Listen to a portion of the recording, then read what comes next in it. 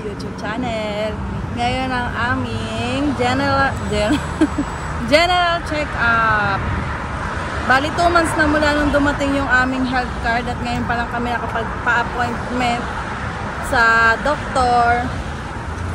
Diba nga nasabi naman namin nakakuha na kami ng family doctor. Ini-refer sa amin nila Tita Regina. Kaso ngayon lang kami nagkaroon ng available na oras. Nagpaalam naman ako kanina sa manager ko. Pinayagan niya ako umuwi ng maagap. Tapos ang nangyari pa nga kanina nung nagpaalam ako, hindi pa ako tapos magsalita. Sabi niya okay lang daw. Tapos sabi ko, tatapusin ko na lang yung lahat ng trabaho ko bago ako umalis. Oo, tinapos ko. Tapos sabi niya, wag na daw, wala daw problema. Tapos mga 1:30, naglilinis ako dun sa second floor. Lumabas siya, tapos sabi niya, nagulat siya ba't nandun pa raw ako. Tapos sabi niya, umuwi na daw ako, wala daw problema kung hindi ko daw matapos. Sabi niya gano'n. E di, tumawag ako la kuya kasi last na floor na naman yung lilinisin ko ngayon. Parang binalikan ko lang, nilinis ko lang ulit. Tapos sinabi ko kala Kuya Brian, nauuna na ako. Pupunta na kami ngayon sa tagal-tagal. Ilang buwan tayo? 10 na. Magte 10 months na kami dito guys. Ngayon pa lang. 9 months. Sa October, ano na kami, 10 months na kami sa October 25. October 25 guys. Ang tagal no bago kami nagkaroon ng ng OHIP. Kasi nga hindi nga ako makakuha ng full time pero part time. Excited na kami. Syempre, gusto ko malaman yung mga sakit-sakit na nararamdaman ko. Sakit sa katawan lang naman yun guys. Tapos naligo muna kami bago kami umalis ng bahay. Para fresh. Yung sasakyan natin. Sa likod tayo? Puno din eh. Dito na tayo? Puno guys. Hindi kami nakasakay guys. Sobrang puno. Punong-puno. Kaya check ulit ni Marvin kung anong oras yung next na bus. Guys, yung next bus. Siksikan pa rin? Oh, oo nga. Na kami guys.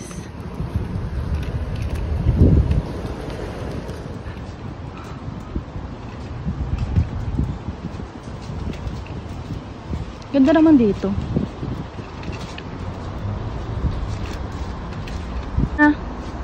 Pasok na tayo.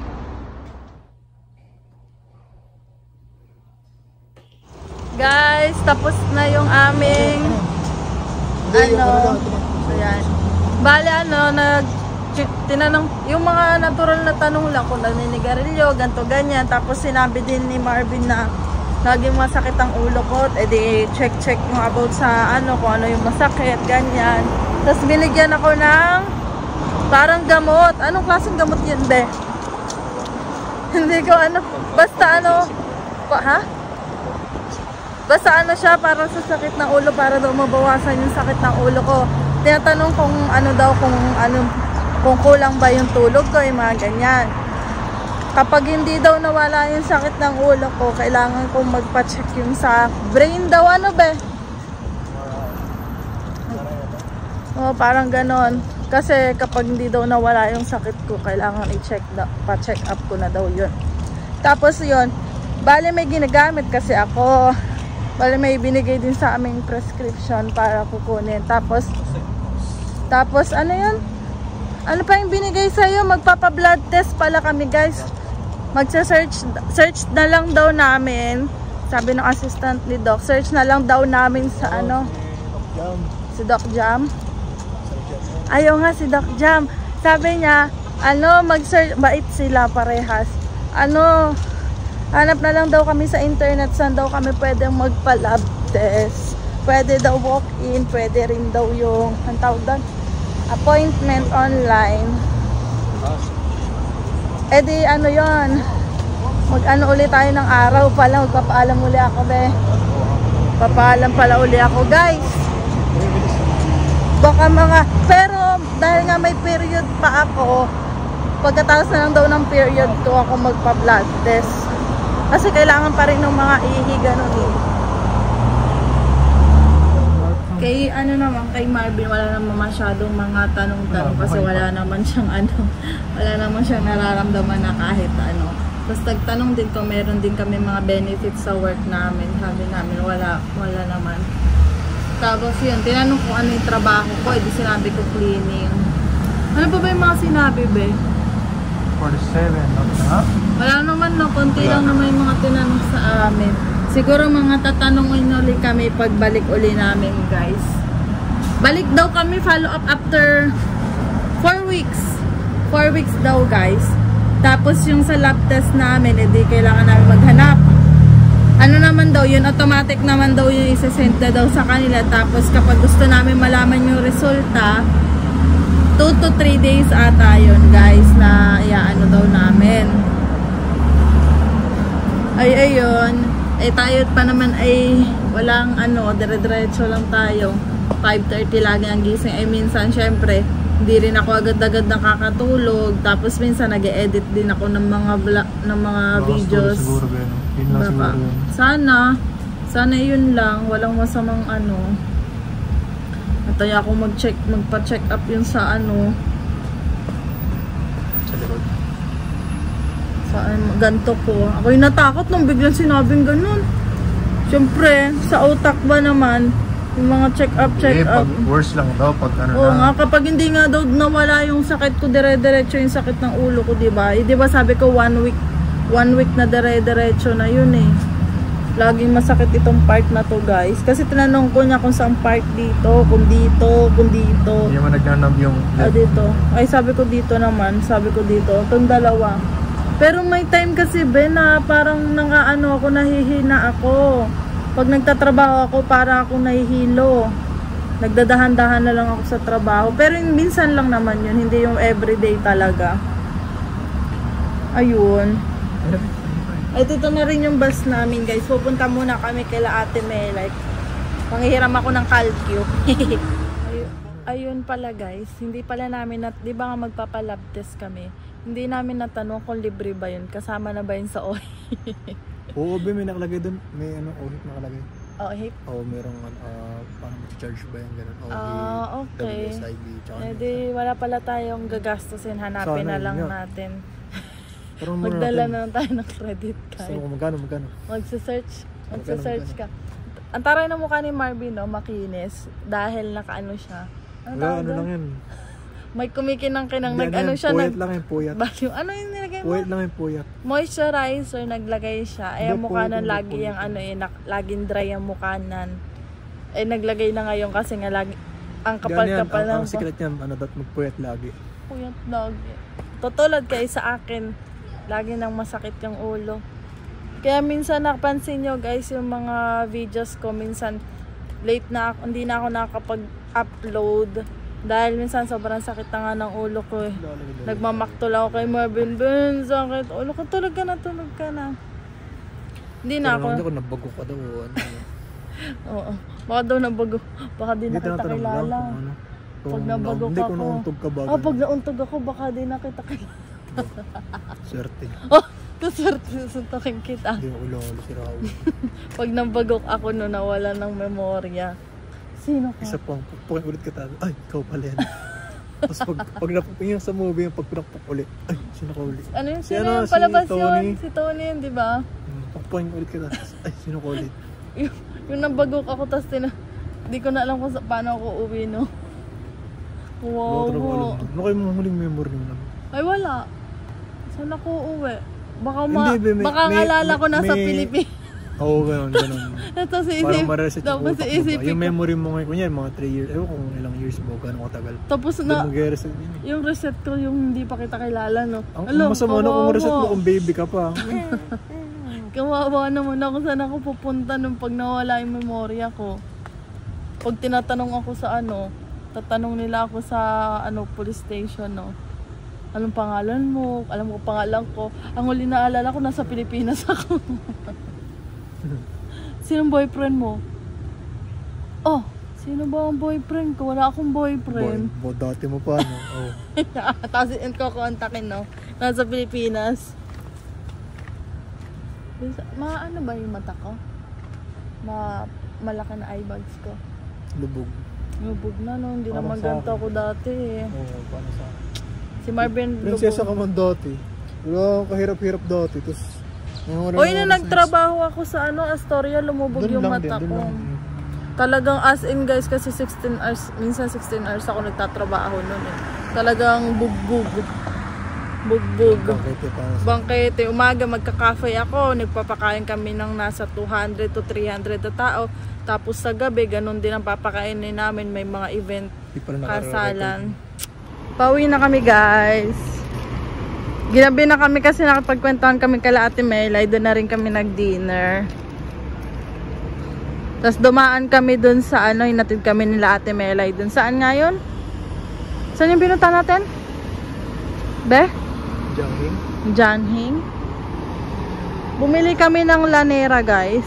Saka yung parang, yung isang binili natin? Yung ng mantika. Yung, basta, ano bang tawag doon?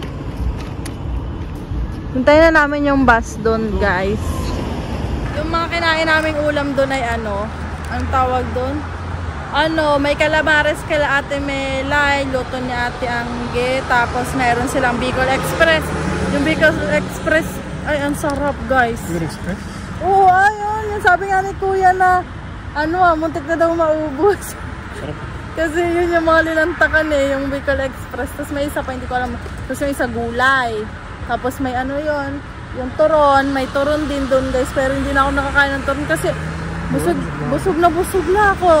Tapos binigyan naman kami natin Angeli ng ice cream. Lalong nabusog. Ayun yung ice cream din naman sa nung Bodel Fight. Oh, yung may free ice cream nun.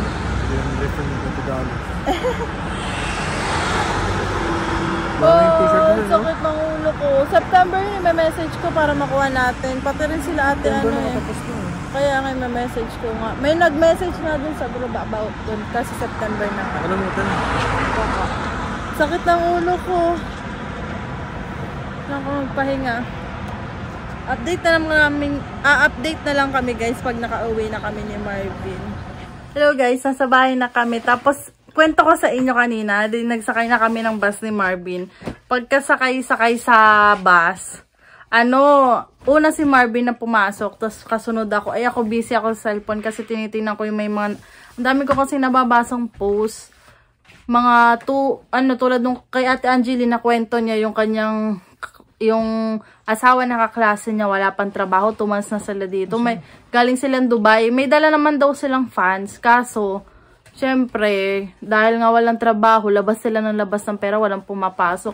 Baka maubos din, possible. Kasi may isang post na international student siya, mag-isa lang siya, wala siyang open work permit.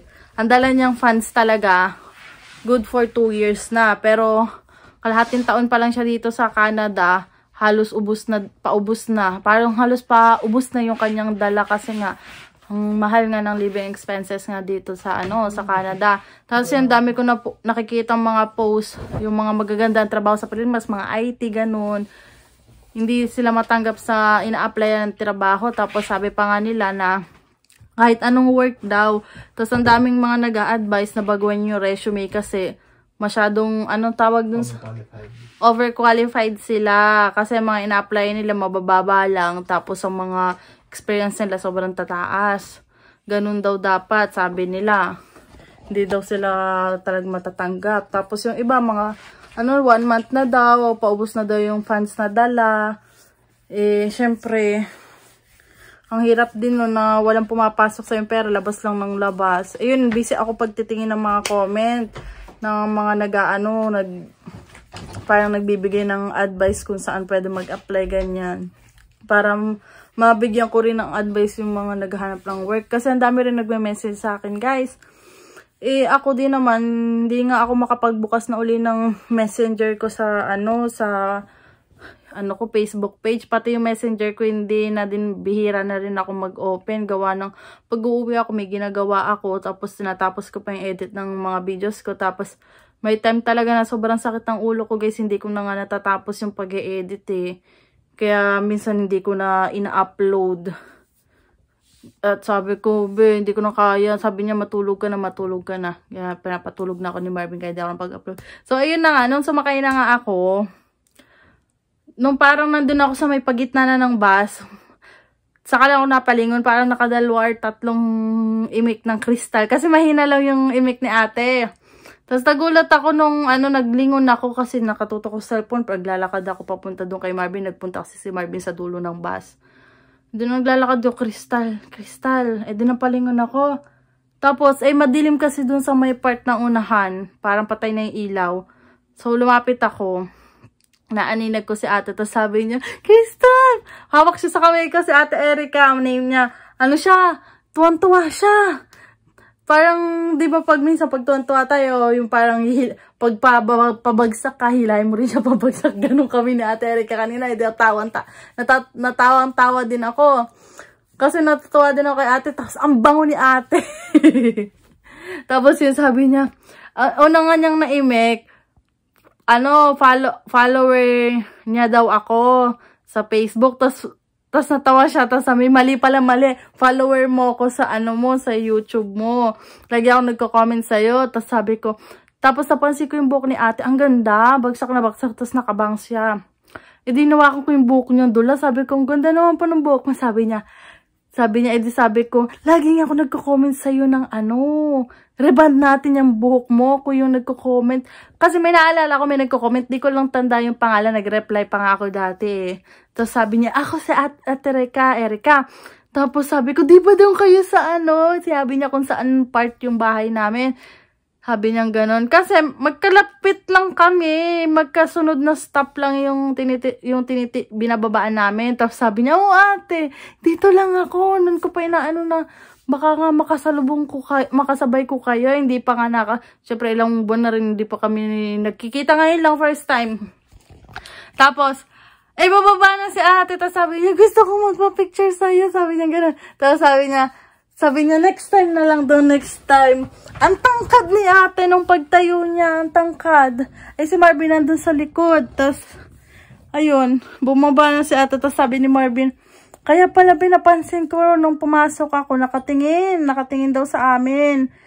Ako naman, di ko naman napansin nga, gawa nga na nakayuko ako, nakatingin ako sa cellphone. Tapos, si Marvin, di na rin nakapunta kasi may bit-bit si Marvin, na dun siya sa dulo. Di, inayaan ko na si Marvin doon. Nakatingin si Marvin sa amin. Sabi ko, ayun natin si Marvin sa likod. Dala-dala niya yung tulak, yung cart namin. Baka mag-comment si ate mamaya. Hello, Ate Erica. Shout out po pala kay Kuya Carlo at kay Ate Yalin Buena from Nova Scotia. Kala ko mali yung sinabi ko. Tama naman pala. Ngayon ko lang po kayo na shout out. Hindi nga po ako nakapagtingin-tingin uli ng mga comment. Magre-reply pa lang po uli ako ng mga comment. Kasi ngayon, laging masakit ulo. Tapos may mga binabasa pa ako. Bukas tayo magre-reply ng comment. I-upload ko na muna ito. Tapos, edit ko muna. Tapos tutulog na ako guys. Kasi maaga pa ako bukas. So, don't forget to like and subscribe to my YouTube channel. Maghahanap na rin kami ng namin. Papa-lab test na kami. Yun yung aking hair. Gusto ko na rin magpagupit kasi si Marvin nagpagupit na. Hanggang dito lang papagupit. Bebe, short hair na ako. Dito. Parang wig kasi daw. Kasi nga ganyan. So, bye-bye guys!